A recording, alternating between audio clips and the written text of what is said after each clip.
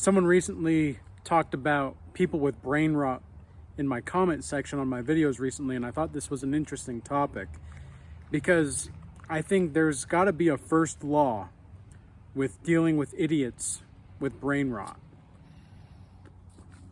And number one is you don't associate or communicate with idiots with brain rot as much as possible. Sometimes you're going to have to be forced into a situation where you have to communicate with these idiots with brain rot. But let's go a little further into what exactly brain rot is.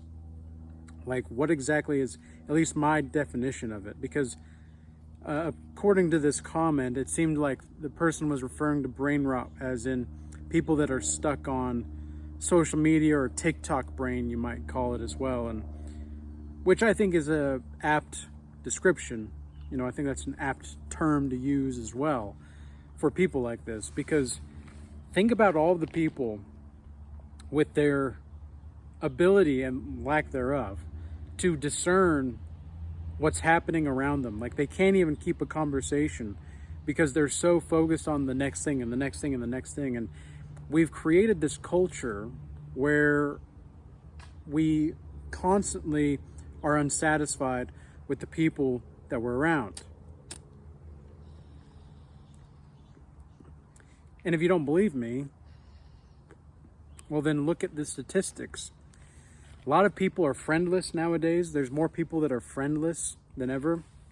If there's a there was a poll a while ago. It said like how many people in the United States, for example, have a friend that they can absolutely rely on.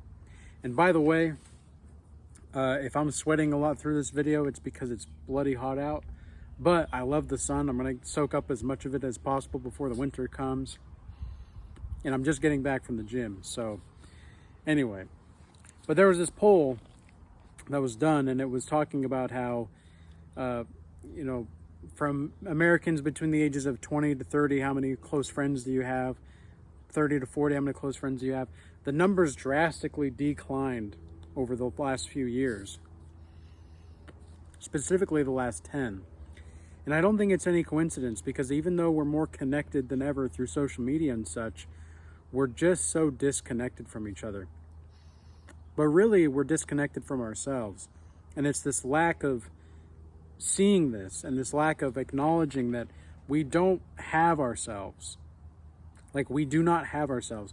I remember the first time I tried to go to therapy, the only time I really tried to go to therapy, which was like 10 years ago. And at the time, I was just, I knew something was wrong, but I didn't know exactly what. And I had this very bizarre dream. I had a very, very bizarre dream. It would take me like a whole hour to go through the dream, so I'm not going to go through the dream. But it felt like I was actually like living a life in the dream. And then I woke up and I started, like, I was back here in this reality. And so I started to like think about things, and I went to this therapist, and she was a very kind person, of course. But I soon realized after about 2 sessions that this person didn't even have herself. How in the world am I supposed to talk to somebody and get to know who I am if this lady doesn't even know who they are? And the thing is a lot of people with brain rot, they don't have the boldness to face themselves.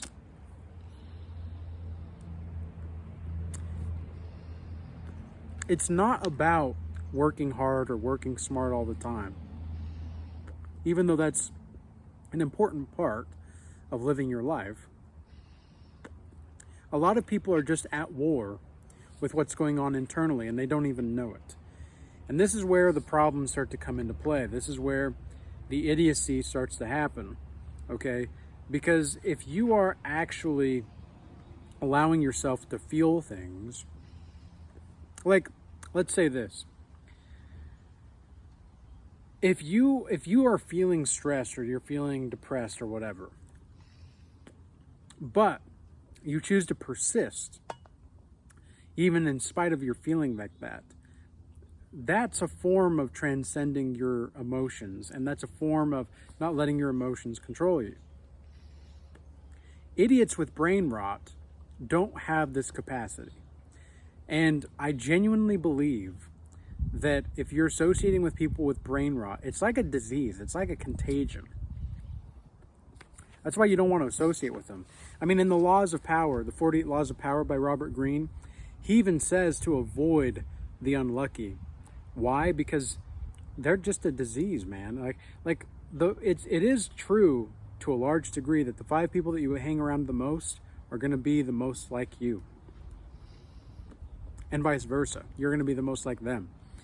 So it's not because, it's 5 people. It's exactly 5. It's just like whoever you're going to spend the most time with, that's going to be who you start to associate with, and you kind of share a collective consciousness with them. I mean, that's what a relationship is. It's a sharing of consciousness, and it's the merging of consciousness coming together to see the other, the beauty in the other. But I think that if you're thinking too much, like if you're thinking about thinking and all you think about are thoughts, of course you're going to be stressed. Of course you're going to be depressed. Of course you're going to be this because, well, you're not even living, man. Like, I was at the gym this morning for 4 hours. I don't usually stay at the gym for 4 hours, but I had not as much stuff to do today. And honestly, when I woke up this morning, I was feeling kind of tired. Like I didn't want to go to the gym at all. And so, I went and I did my warm up and I was on the treadmill and everything. And sometimes when I'm on the treadmill, I don't, like if I'm going to go running, I usually run before I lift weights. And some people do vice versa. Depends on your body type, really.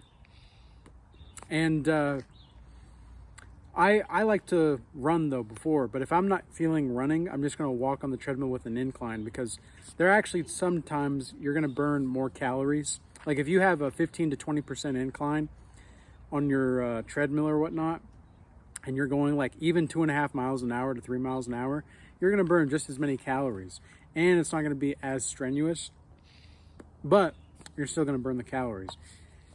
And so that's what I did. I was only on the treadmill for like 30 minutes. I really didn't want to do much.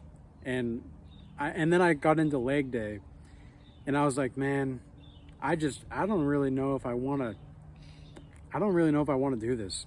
I'm just not feeling it today. And then I realized that I was listening to my inner bitch. And I decided to stop being a bitch and stop being an idiot, thinking about how tired I am and how much I don't want to be here. And I started to think about my future. I started to think about, literally I wrote down on my phone, like, if I had a pill when I was fat, like if I had a pill when I was fat and it cost me, I don't know, $2,000 to take that pill when I was fat, to get slim to the point in which I'm at now, where I'm not like super ripped, but I'm fit. And I like that. I don't need to be super ripped. Like I like to be healthy. I like to be fit. I like to be able to do things. I want to have more than anything. I want to have a healthy heart and healthy organs, because that's going to be what sustains me in the long term. And having muscle, just to have muscle, is nice, because muscle atrophy is real, right? But anyway, I wrote down and I was like, man, if I had a $2,000 pill to take when I was fat, I probably would have taken that. But I'm so glad that I didn't. I'm so glad that I put in the work, because when I was fat, I was 200 pounds almost, and I was a hefty boy.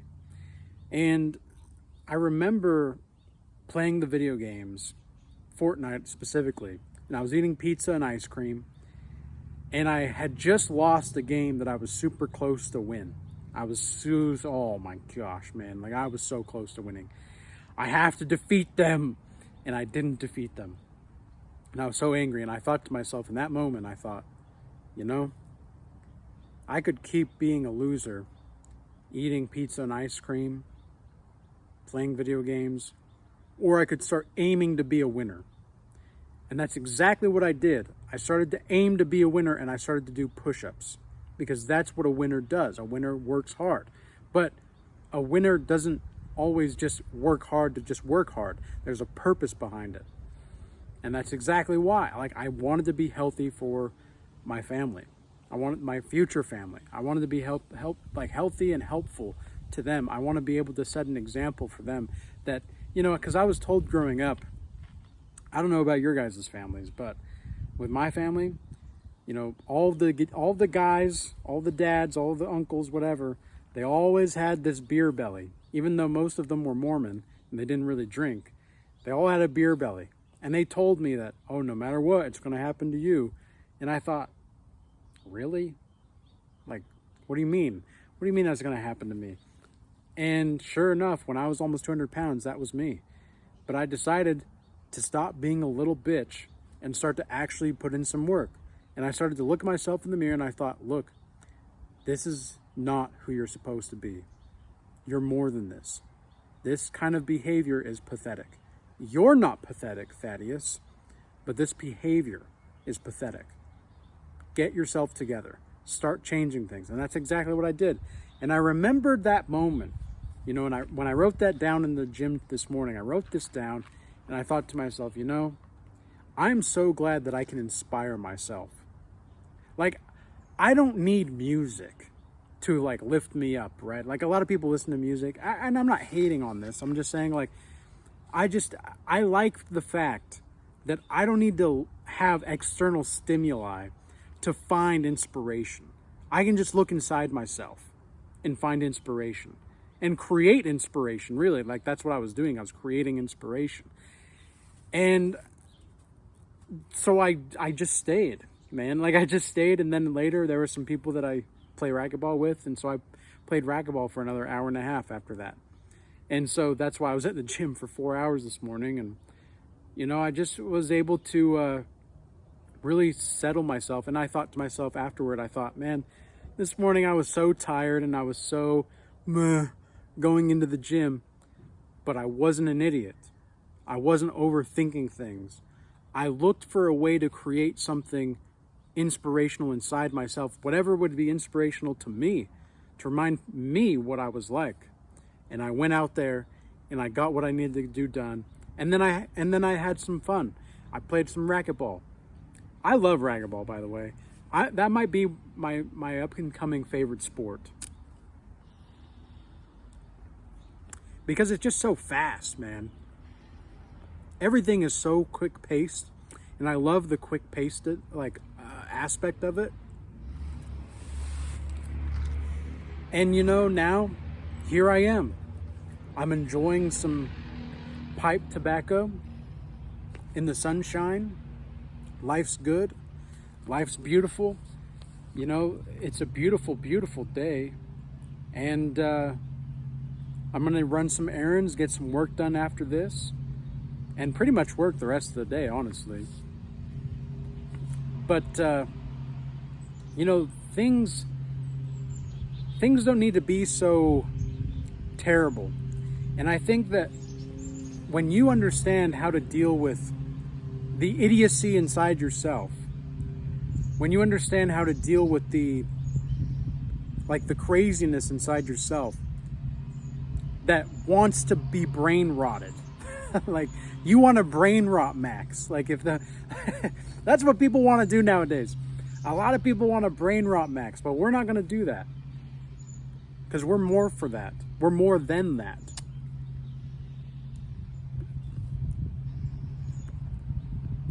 And I think that a lot of people find solace and comfort in believing that they don't need to be fixed or they can't be fixed.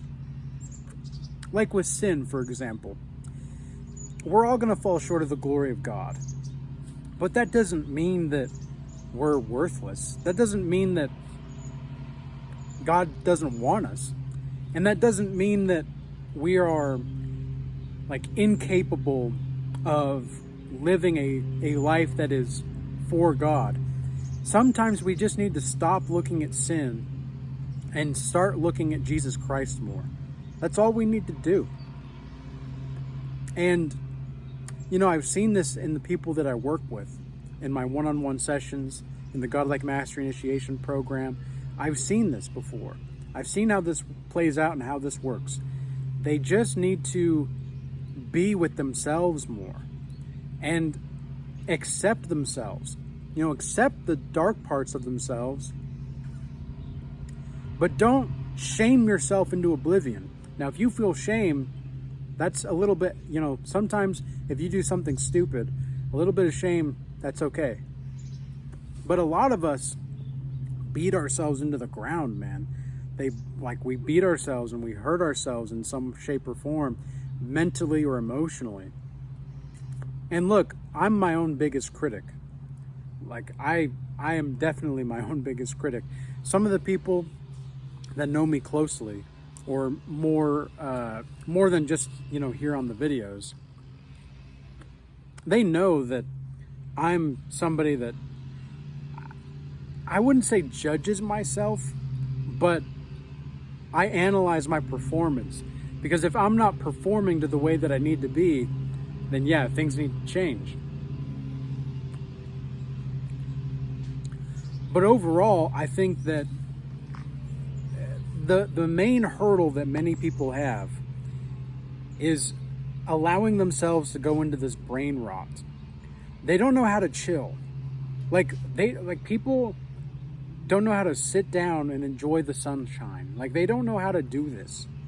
They don't know how to sit down, enjoy the sunshine, maybe go for a walk. Now, I'm not saying you need to go for a walk to, like, be healthy per se, but it can help. You know, it can really help you. And just being able to chill, like having that aspect of you that can just, you don't need to think too hard or too much about anything. You can just be. I think that that's something that people are missing. And it's like people think that they need to be taught this stuff. And it's like, no. You need to learn how to unlearn this stuff. With my Godlike Mastery Initiation Program, my one-on-ones, do you know what it mostly is? I'm teaching people how to unlearn what they've learned from society. Because they've been so programmed into believing that they have to live a certain way or a certain lifestyle that is predicated on the presupposition that they are a bad person if they don't do X, or if they don't do Y, or whatever. And it turns into this really big avalanche that crashes down upon them.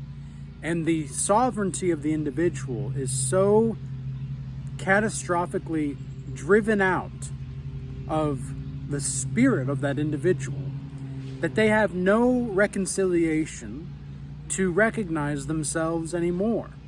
And it's quite sad and it's quite perplexing to those who have been a victim of themselves.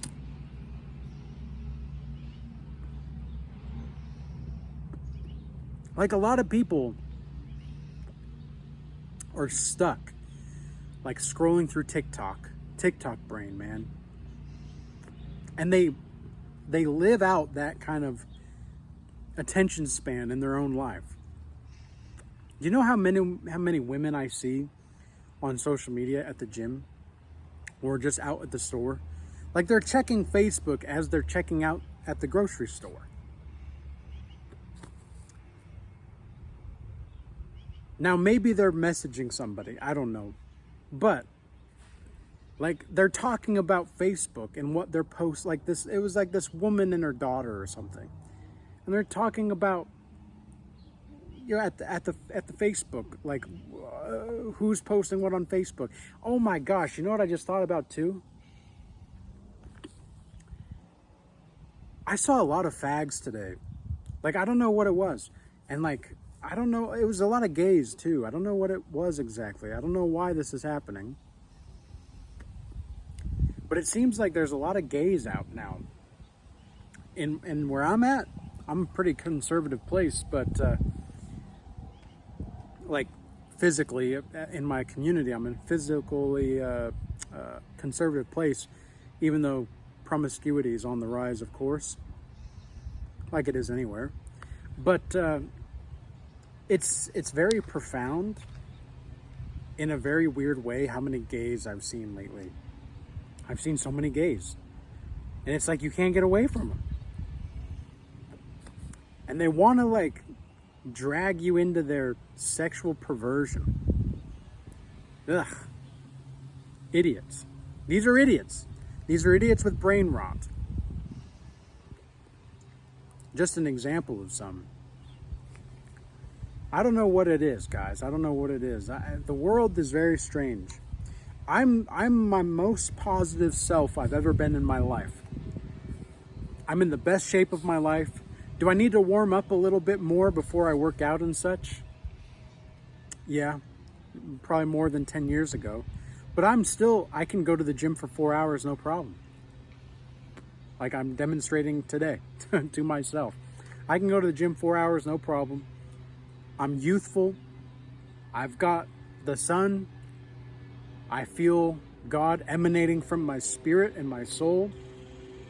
There are times when I don't even know if I'm being a vessel of the ancestral father or if I'm just cultivating this fatherly archetype within me. I guess it's kind of a bit of both.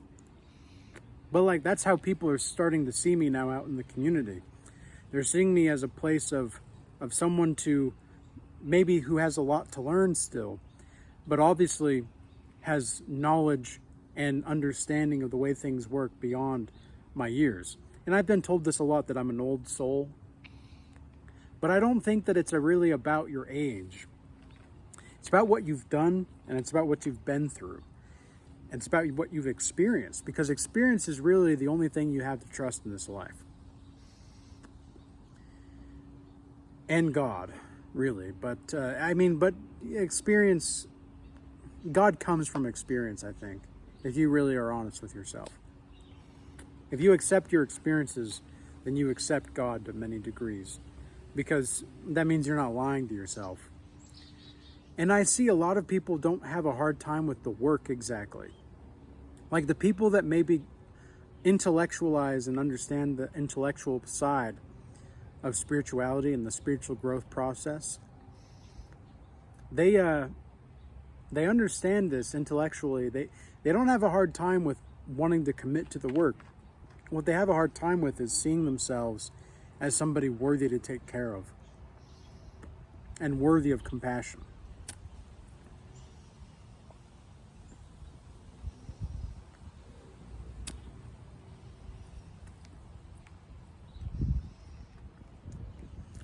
Oh man, that tastes like raspberry ice cream mixed in with a tree, man. But anyways,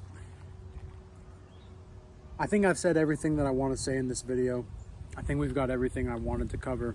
So with all that being said, peace be with you all, and until next time.